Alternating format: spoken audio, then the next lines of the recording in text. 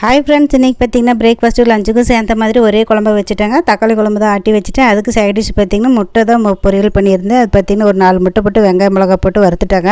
இந்த குழம்பு வச்சுட்டா பார்த்திங்கன்னா வீட்டில் 2 நேரத்துக்கு அதே சாப்பிட்டுக்குவாங்க. நம்மளுக்கு வேலை கொஞ்சம் ஈஸியாக போயிடும் அப்படின்னு சொல்லிட்டு ஏதோ ஒரு நாளைக்கு பார்த்திங்கன்னா சாம்பார் எப்படி வச்சா 2 நேரத்துக்கு சாப்பிட்டுக்கிறோமோ அந்த மாதிரி இந்த தக்காளி குழம்பு வச்சாலும் நம்ம 2 நேரம் பிரேக்ஃபாஸ்ட்டுக்கும் சாப்பிட்டுக்கலாம், லஞ்சுக்கும் சாப்பிட்டுக்கலாம். பார்த்திங்கன்னா லஞ்சு முடிஞ்சதுக்கப்புறம் நான் இன்றைக்கி ஈரோடு போகிற வேலை இருந்துச்சு. நான் ஒரு 3 மணி போல் நான் கிளம்பி போயிட்டேங்க. பார்த்திங்கன்னா அப்போவே இந்த மாதிரி பயங்கரமான வெயிலுங்க. வெயிலையே தலை காட்ட முடியாத அளவுக்கு இப்போல்லாம் வெயில் அடிக்குதுங்க.